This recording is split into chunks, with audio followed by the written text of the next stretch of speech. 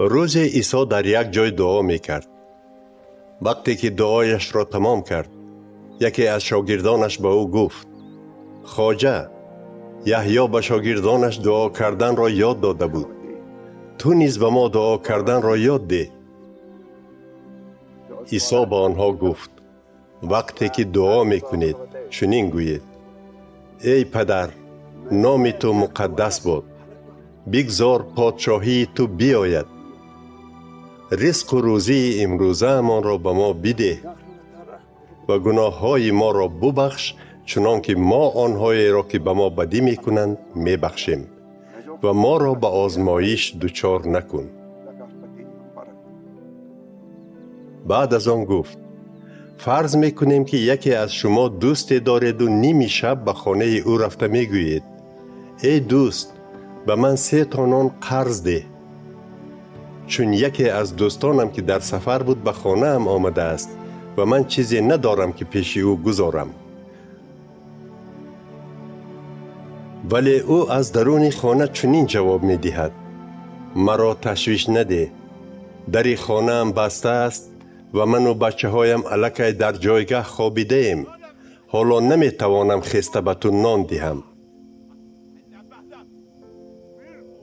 به شما می گویم اگر او از روی دوستی خسته چیزی ندهد هم، از بس که به ایست طلب می کنید می خیزد و آن چیزی را که طلب می کنید به شما می دهد. بنابراین من هم به شما می گویم: طلب کنید و به شما داده می شود، بجویید و پیدا می کنید، در را بکوبید و آن بر رویتان گشاده می شود. چون هر کی طلب می کند به دست می آورد، هر کی می جوید پیدا می کند، و هر کس که در را می کوبد آن بر رویش گشاده می شود. آیا در بین شما پدری هست که اگر پسرش ماهی طلب کند به جای ماهی به وی مار دهد؟ یا اگر پسرش تخم طلب کند به جایش به او کژدم دهد؟ اگر شما با وجود دلسیاهیتان به فرزندان خود دادن چیزهای خوب را دانید، چقدر پدر آسمانی شما تیار است روح القدس را به آنهای دهد که از او می طلبند. بار عیسی از یک مرد جن بیرون کرد. آن مرد از سبب جن داشتنش گنگ بود و وقتی که جن بیرون برآمد، مرد به گپ درآمد و مردم به حیرت افتادند.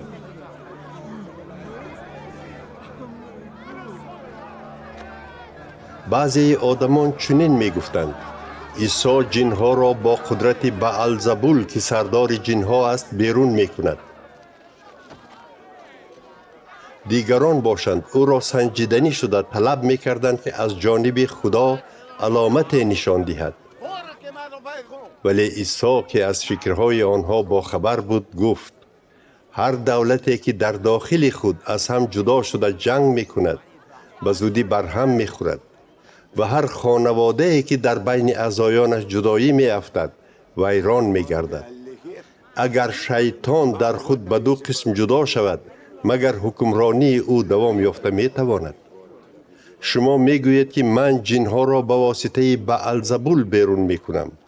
اگر من جنها را با قدرت بعلزبول بیرون کنم، پیروان شما با چی بیرون می کنند؟ آنها با کدام قدرت بیرون می کنند؟ آنها اثبات می کنند که شما نادرست فکر می کنید.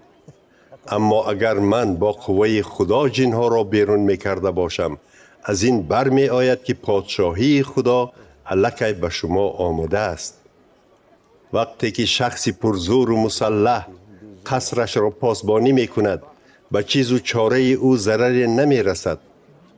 ولی هنگامی که شخص از وی پرزورتر به او حمله کرده غالب می براید، اسلحه را که صاحب خانه به آن امید بسته بود کشیده می گیرد و چیزی به دست آورده اش را با شریکانش تقسیم می کند. هر که با من نیست مقابل من است، و هر که با من آدمان را نزد خدا نمی آورد آنها را از خدا دور می کند. وقتی که روح ناپاک یعنی جن از شخص بیرون می رود، وی با نیت پیدا کردن منزل زیست جایهای بی آب را دور می زند و آن را نیافته می گوید به خانه پیشترم برمی گردم و برگشته می بیند که این خانه به ترتیب روبوچین شده است. پس روحی ناپاک رفته 7 روحی از خودش هم بدتر را می آورد و همه آنها با آن خانه در آمده زندگی می کنند. در نتیجه احوال آن شخص از حالت اولش بدتر می شود.